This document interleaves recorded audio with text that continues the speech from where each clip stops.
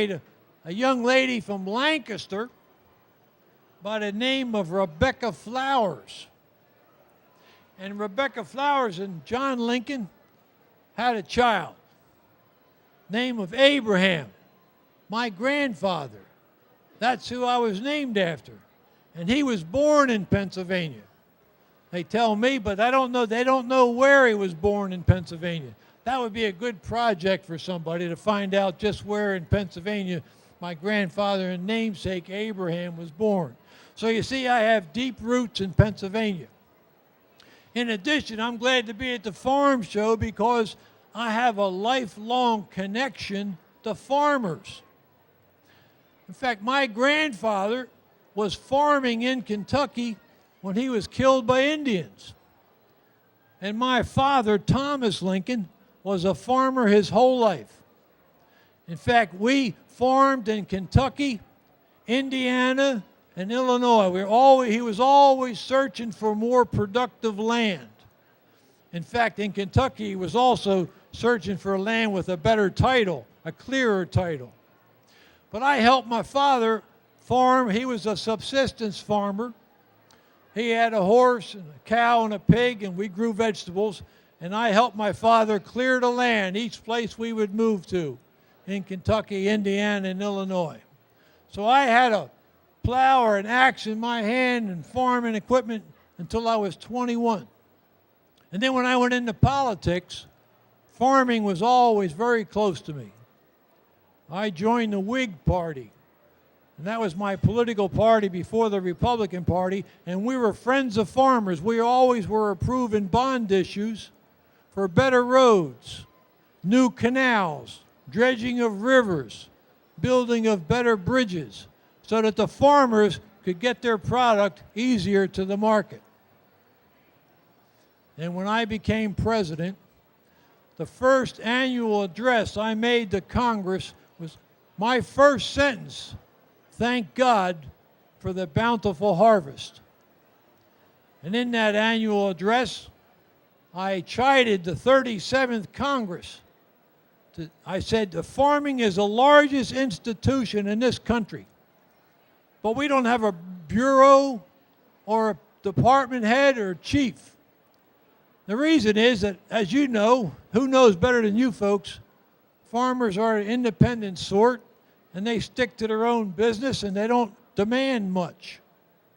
But I said we shouldn't wait for the farmers to demand it. We should voluntarily establish a Department of Agriculture. Well, the 37th Congress listened, and on May 15, 1862, I signed a bill establishing the Department of Agriculture. And I had to make the first Chancellor of Agriculture, and I didn't have far to look. You know who I chose? A Delaware County farmer by the name of Isaac Newton.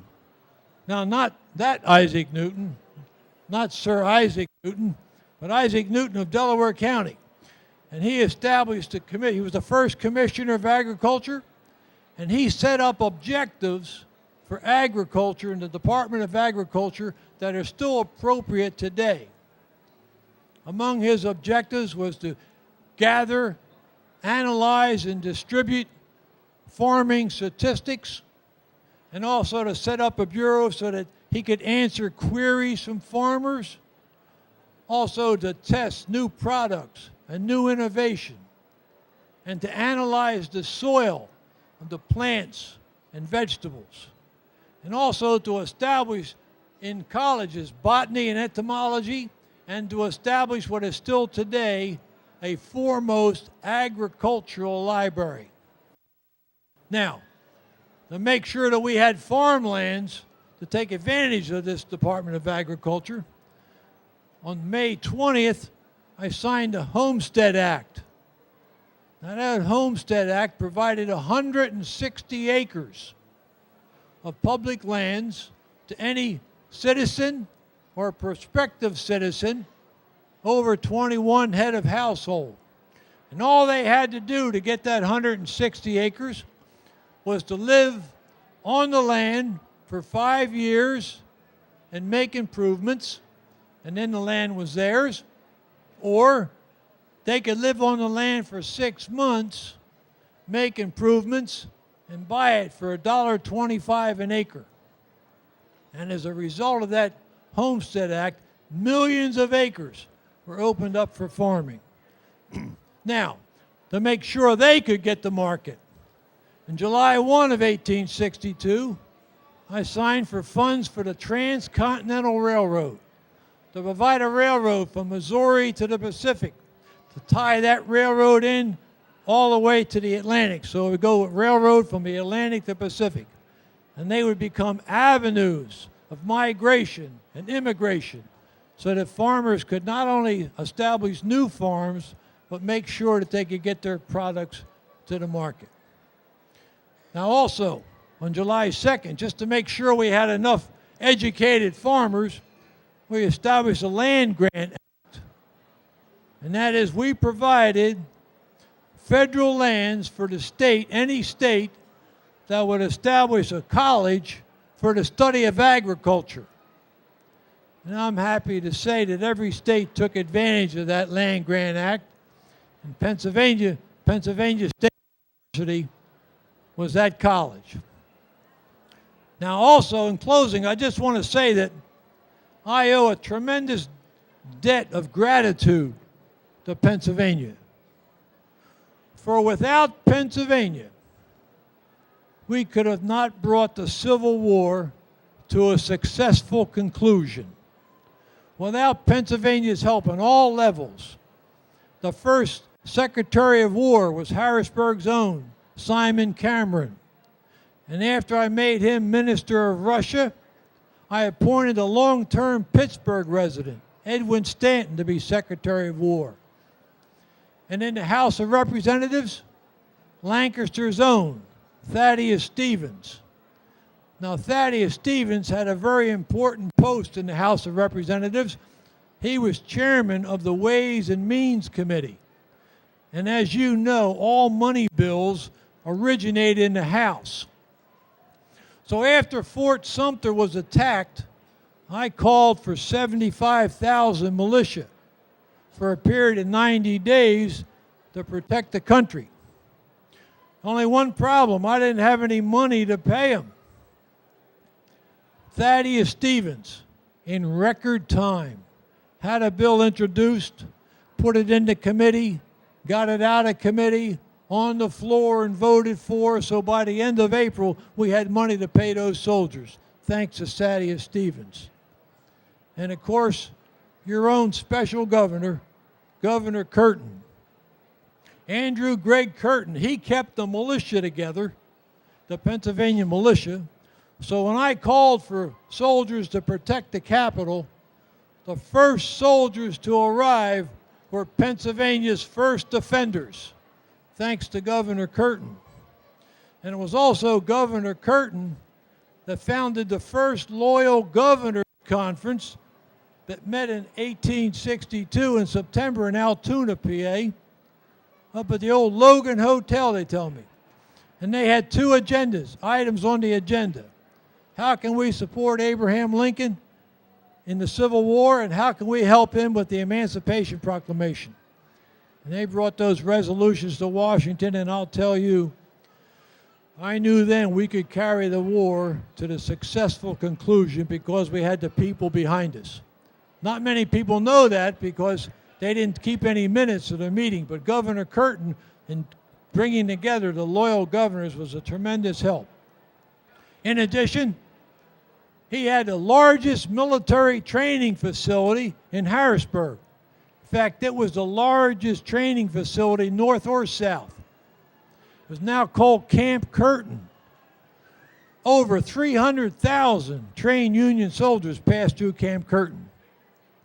And you might also be interested to know that Harrisburg was the rail center of the entire war. All the men, all of the supplies came out of from Harrisburg on railroad cars to the Eastern Front, or out of Harrisburg on railroad cars over to Altoona, over the Allegheny Mountains to the Western Front. So you can see how important Pennsylvania was integral to the war. And it was also Governor Curtin that arranged to buy the battlefield lands in Gettysburg. And you know, one other thing, Pennsylvanians paid the price for liberty. Over 360,000 Pennsylvanians fought in the Civil War, more than any other state in the Union with the exception of New York. Yeah. And the towns and the citizens also felt the sting of war. Poor Chambersburg was invaded 3 times by the Confederate forces. The last time, Jubal Early burned almost the whole town of Chambersburg down because they refused to pay the ransom. And of course, York, Pennsylvania, was the largest city, northern city, ever occupied by Confederate forces.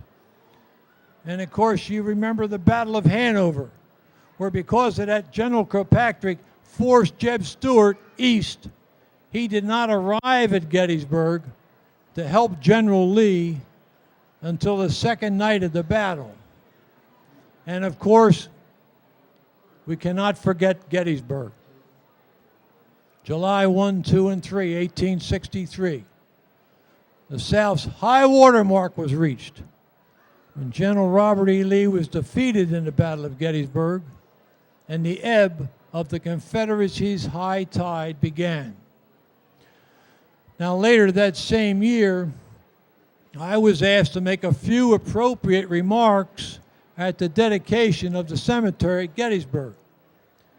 And in closing, I would be remiss, since we're in Pennsylvania and only 37 miles from Gettysburg, I would be remiss if I didn't share with you the remarks I made on the 19th of November, 1863, at the dedication of the cemetery at Gettysburg.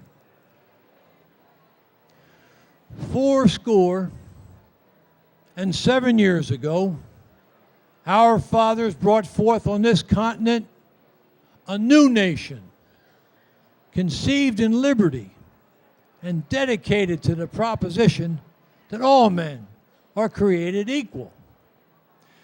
Now, we are engaged in a great civil war, testing whether that nation, or any nation, so conceived and so dedicated, can long endure. We are met on a great battlefield of that war. We have come to dedicate a portion of that field as a final resting place for all those who here gave their lives that that nation might live. It is altogether fitting and proper that we should do this. But in a larger sense, we cannot dedicate, we cannot consecrate, we cannot hallow this ground. The brave men living and dead who struggled here have consecrated it, far above our poor power to add or detract. The world will little note nor long remember what we say here, but it can never forget what they did here. It is for us, the living rather, to be dedicated here to the unfinished work which they who fought here have thus far so nobly advanced. It is for us rather to be here dedicated to the great task remaining before us, that from this honored dead we take increased devotion to the cause for which they gave the last full measure of devotion, that we here highly resolve that these dead shall not have died in vain, and that this nation, under God, shall have a new birth of freedom, and that government of the people, by the people, for the people, shall not perish from the earth. Thank you.